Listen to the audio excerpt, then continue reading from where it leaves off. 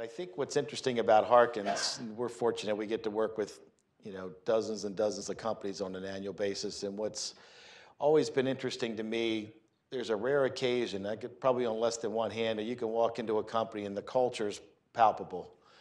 And you can sense this company, it works well together, they're good at what they do.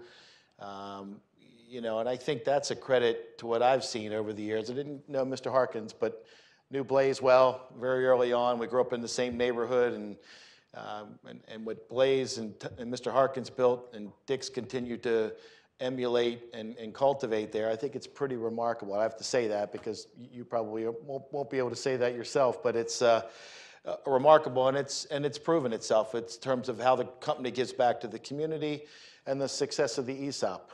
It's just been a remarkable story and continues to be a remarkable story. And I think when I think about legend, that's one of the things we'll finish the conversation with is how have you been able to continue that culture that was developed and done a great job of building on that and keeping the momentum and some pretty bad recession, the Great Recession, as you pointed out earlier. It's been an incredible story. So we talked a little bit about the influencers on the front end, Mr. Harkins, Thomas B. Harkins, and Blaze Cook. And if you knew Blaze, bigger than life personality in a lot of great ways.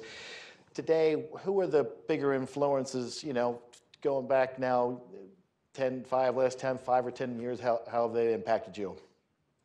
I'll tell you what's interesting. If we want to stay within the last 5 years, one of the people who's had a great deal of influence on me, but on the company as well, is Gib Mason.